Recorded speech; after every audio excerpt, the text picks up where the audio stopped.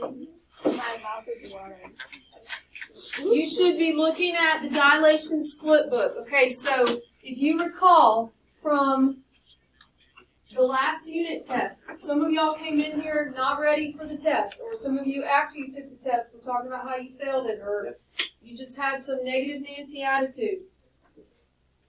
Change something in your study habit or work ethic. Change something, okay? Between now and the next test, either listen better, take better notes, try harder, or ask better questions, or ask questions in general. Some of you don't ask questions.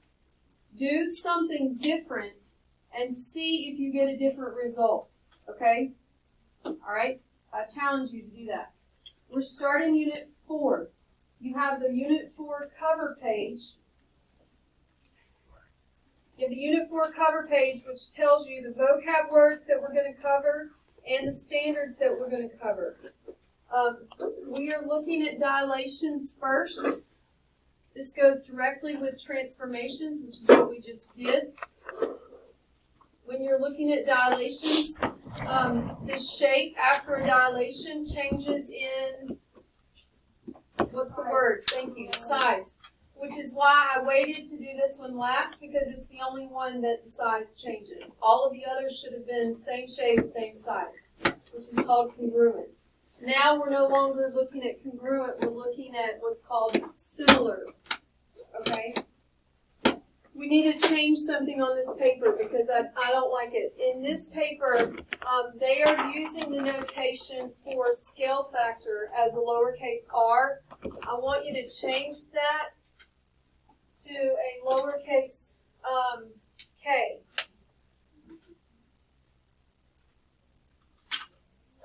Change it to a lowercase k. What just happened? Oh, there it is. Now from here, change this one to a lowercase k. Change this one. And this one. And then now let me explain why. Lowercase r in statistics is called the correlation coefficient. In geometry, which is this class, lowercase r typically stands for the what of a circle? Radius. I don't like lowercase r for scale factor because I don't want you to confuse that with radius of a circle. Lowercase k is most commonly used to represent scale factor, which is why I wanted you to change that. And I should have done it before I printed it, but I forgot. There are two types of scale factor problems. There is a reduction, which would imply it's getting smaller, it's reducing in size, or there is an enlargement, which would imply that the shape is going to get bigger. These go hand in hand, y'all. The word is telling you exactly what it's going to do, okay? Also, the scale factor that goes along with it tells you, it implies what it's going to do. Look at it. If it's a reduction problem, your scale factor will be less than 1, which means you're going to have a decimal less than 1, which goes hand in hand with getting smaller. If it's an enlargement problem, you're going to have a scale factor greater than 1. Makes sense. Bigger than 1, it gets bigger. Less than 1, it's shrinking. So far, so good? Just like in the previous transformation problems, the image that you start with is called the pre-image. There's the vocab word. The image that you end up graphing after you do something to it is called the image. These boxes here are for you to write the coordinate points. So right now, write the coordinate points for A, B, and C in the pre-image column. Write the coordinate points for A, B, and C in the pre-image column.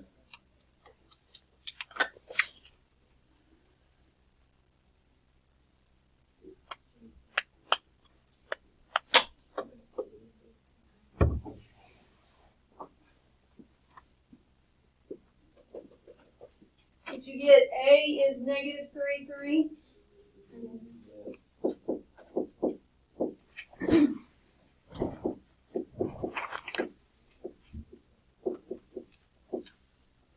get B is -3, -3? Did you get C is 3, -3? The box. Appreciate it. Now let me show you how to do scale factor. So last block, I showed him what to do, and then I said, hey, and when you do this, it just means you're doing this. And then later in the class, I realized I should have never said that because some people thought it meant do that on every problem, and it didn't. So for this part, with y'all, I'm going to just say multiply every time. And then I will walk around and show some of you the shortcut that I feel like would appreciate having a shortcut. We have A, B, and C as the coordinate points. We are reducing this by a scale factor of what? 1/3. So it's going to shrink by 1/3 in size, right? To do this, you don't have to write this on your paper. If you want to put it on the notebook paper, you can. But to do this, I'm going to take A, right? A is -3 and 3. Would you agree? Bye. See you tomorrow. A is -3 and 3. Yes. We're multiply by the scale factor. So 1/3. 1/3. And then you write what you get. So go to your calculator. Do X first. -3 times 1/3. There's two ways to type it in. You can type the fraction shortcut button, or you can just type 1/3 to enter 1/3. Did you get -1? Repeat. I got 0. Okay, something's wrong. I think you subtracted. Yep, I got this. Really weird. Type -3 times 1/3. How do you want to enter 1/3? No, that's a decimal. That's not 1/3. That's 1.3. It won't. Oh, yeah. Okay. All right. Look, -3 times. You're good. That's why we're doing it right now. 1/3. Yeah. One way. Don't. Let me pull my calculator up and show y'all the two different ways to type this in.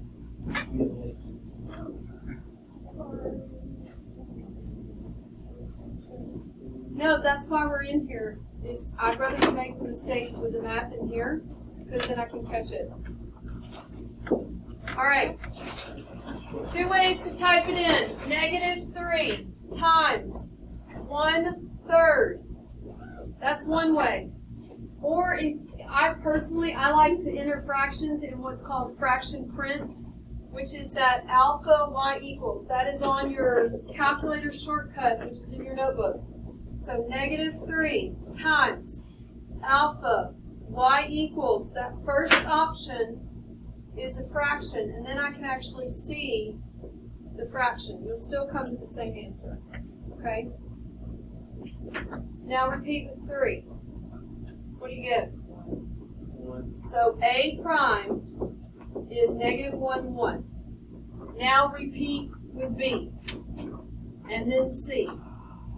And then plot it, connect it, and you're done.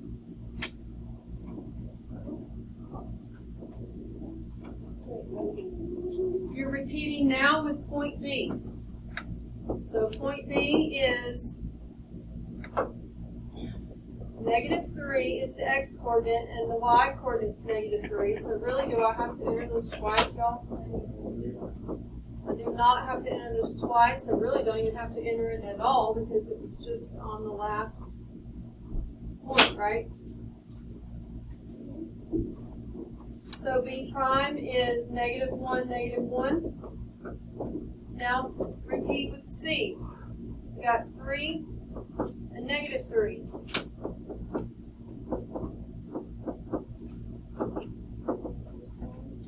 Should be 1.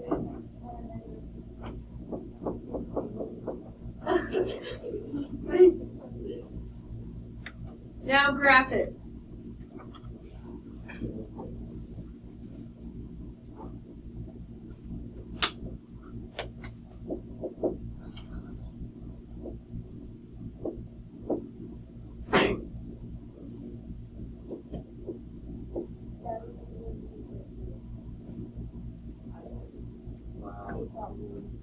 Right. We got 33% smaller, to be exact, because 1/3 is 33%. It shrunk by 33%.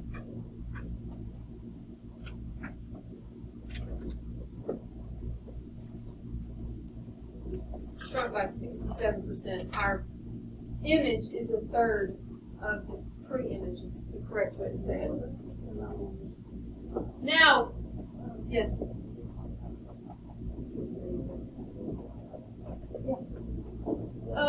The next one. What?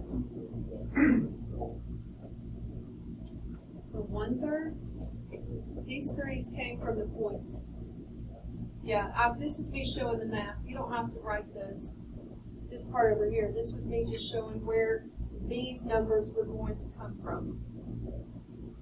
What if it's an enlargement? It's the same exact steps.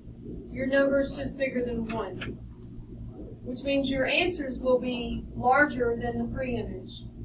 So looking at this, we got D, E, F. D is -1, 1. E is -1, -1. F is right 1, down 1.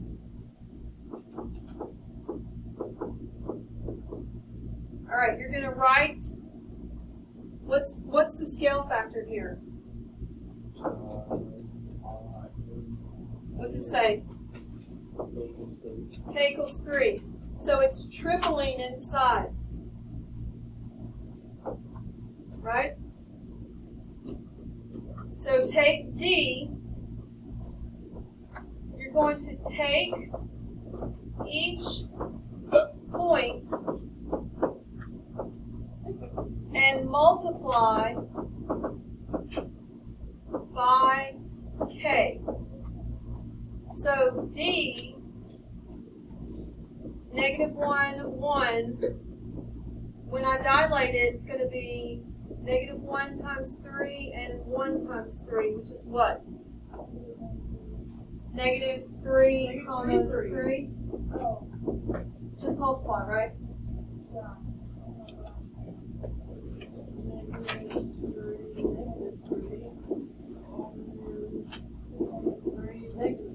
Yep.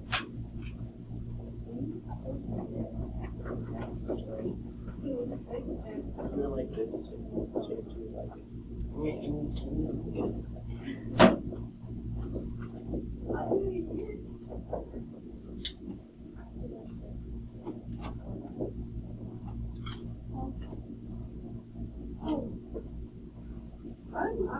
All right.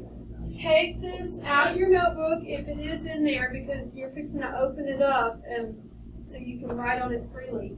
And now go to the 4 practice problems on the inside. I do want to address one thing. No, correction. 2 things. First, let's change all the lowercase r's to lowercase k.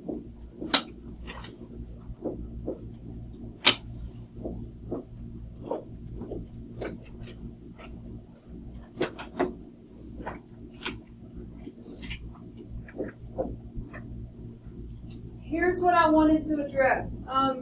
Look at the very first practice problem, and this goes for the first 2, in fact. If the scale factor is a nice fraction, when I say nice, I mean it has a pretty decimal, what do you think would be easier to type in the calculator? The decimal. So what's 1/2 as a decimal? So instead of multiplying by 1/2, you would probably find it easier to multiply by 0.5. And they're the same thing. Only do that if the fraction is a terminating decimal. Terminating means you don't have to round it. Going back to the front, y'all look at this. Could I have taken these points and multiplied by the decimal of 1/3? No, because what's the decimal of 1/3? It's 0.3 repeated, correct? Which means you can't enter the entire decimal because it keeps going. So you want to only take a fraction to a decimal when it's what's called terminating, which means it's finite, it stops, like 1/2 is 0.5, that's it. 3/4, which is the next problem, is what? Think of money, 0.75, and that would be a lot easier to multiply by than 3/4. So you do have that luxury of looking at it and saying, you know, in this case, or I could multiply by 0.75 and I'll get the same answers. You are going to get decimals because we have decimals. You're going to get them. Some of them are nice, like they're 0.5. There will be a few that are 0.25. Do not get stuck on the fact that it's a 0.25 decimal. That just means go a little bit after the whole part. So at this point,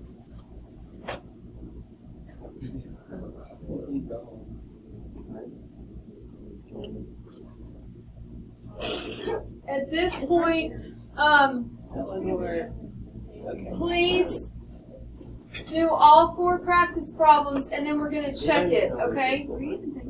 Yeah, I am. All 4 practice problems right now.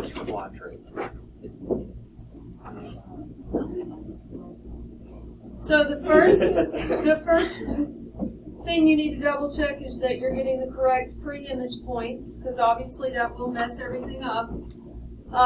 Once you get your pre-image points, you are simply multiplying each x and y by the scale factor. We already talked about how the scale factor here is easier to write as a decimal. So when you multiply -3 times 1/2, you should get -1 1/2, right? Oh, heck no, I didn't do that. Wait, let me see what you got.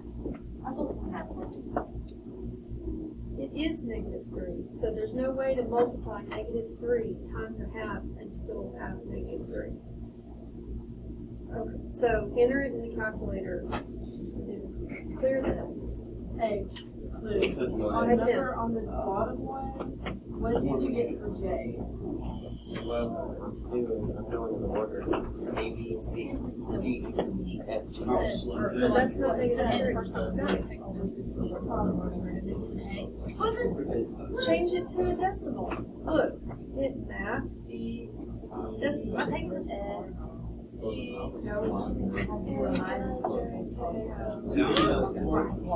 4 times 1/2 is what?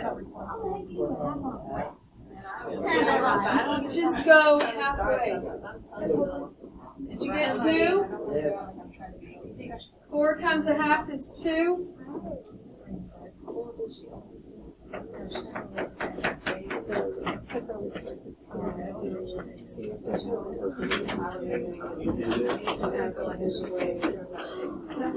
You sent it to our class. But I didn't say that I did.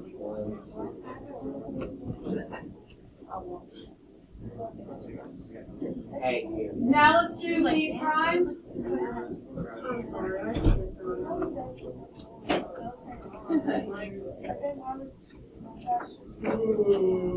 know I'm supposed to be doing B prime? Or the next problem?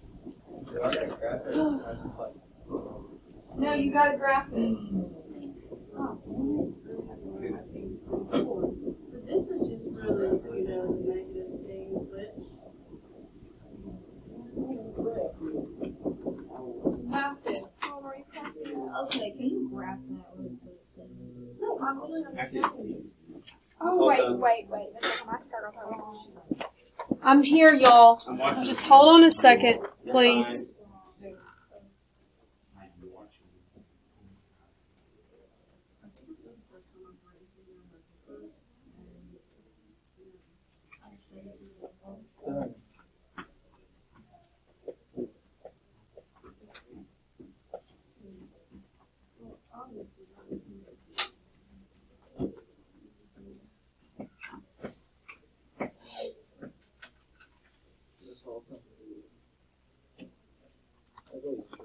Yes.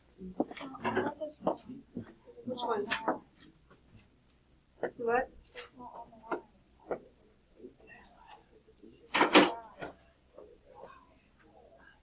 So it's okay that it's not on the line. That was only because of this one, because it was going right through the center. Do you see how this one's not quite through the center? So it's going to be off a little bit.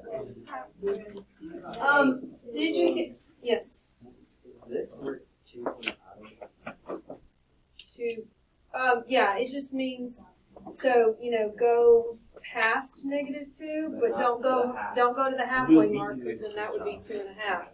Yeah. I'll make sure your answers.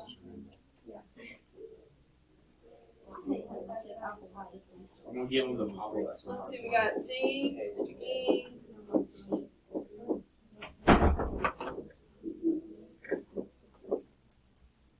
It's just 225. So this one will be positive 2.25, negative 30. yeah, I mean, hold on.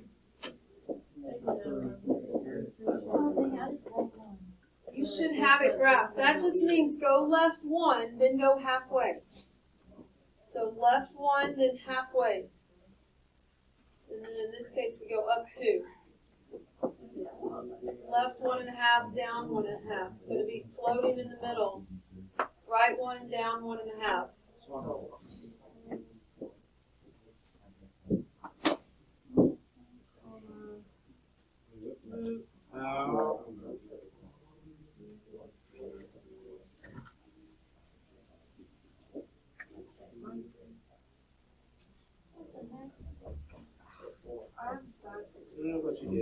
You can leave it unlocked. Another one just stepped out.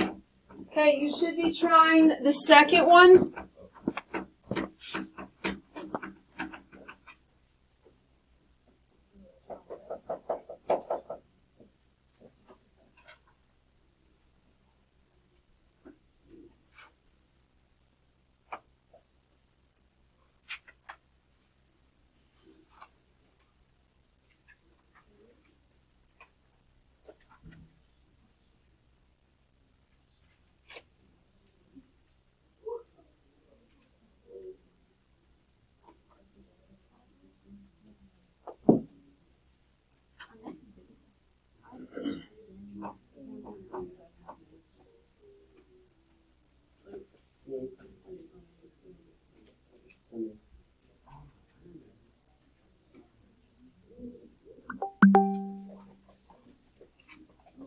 I'm kidding.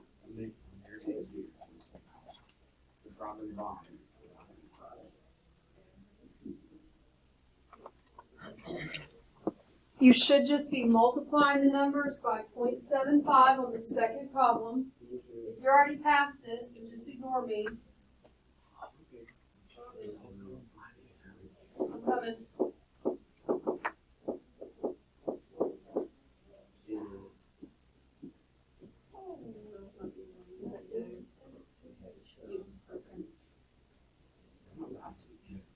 Yeah, we're just gonna, yeah.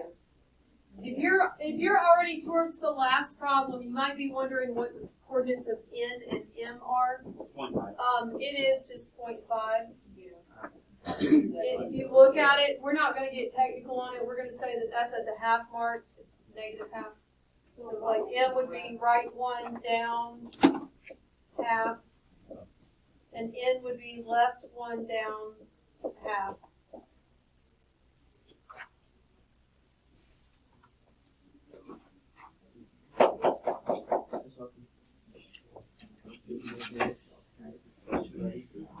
Okay, I don't know the answers off the top of my head. What page is this? What do you need help? Okay. So 225 is not. So I see that would be considered halfway. So you would have to find the dots. So like 225. Oh wait, I'm dumb. I was thinking something else. Here's you an A. Here's your Now the next one, so the second one's probably more challenging to graph because let's be Look where honest, I drew mine. not everybody's comfortable with graphing See where it's Two. right past. 0.25. Be intuitive enough. Y'all know what intuition means, right? Like a withedness, a knowing what you're doing. Intuitive to go left 2, then a little bit over it. Don't go to the halfway mark because it's not -2.5, it's -2.25. So I'm going to go left 2, then a little past it, and then I'm going up 3. So that's hard for me. Mine looks like it's at the halfway. It's hard for me to really put it in the. There we go. That's a little better. For some reason I was thinking it's like that should come up. Okay, now I just think of, they're right there. Can I go to the restroom? I'm done. It's all done. Do I need to fill out that little dog thing? Yeah, something's wrong.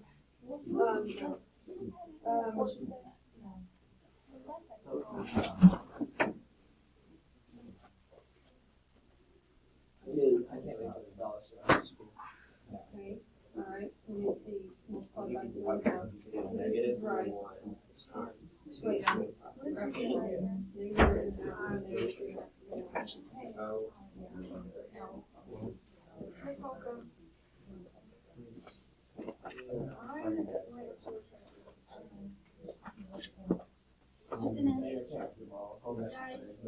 Here, multiply by 2. Okay. Okay.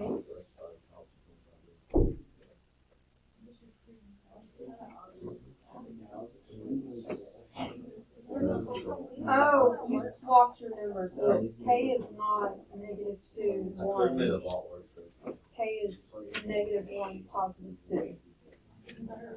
Your K and L alone. Fix your K and L, and now fix K prime L prime, and you'll have it right. Finished it? Good. Glue it down.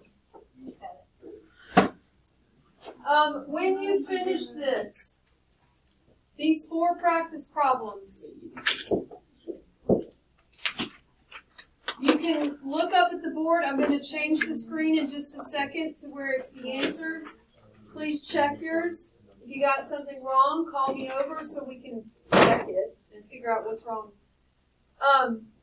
Then go to page 48 that you already have and go to the back and do 1 through 6.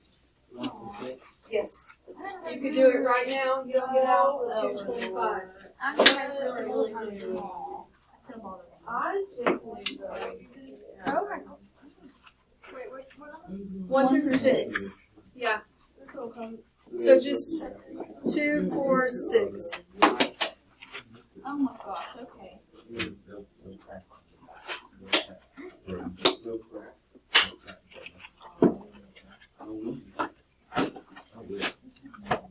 So yeah.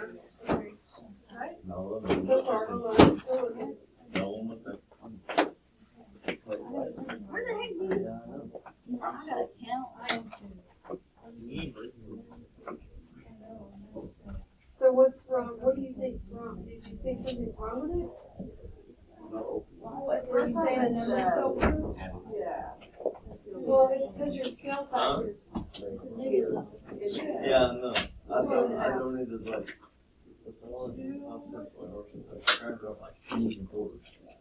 Two.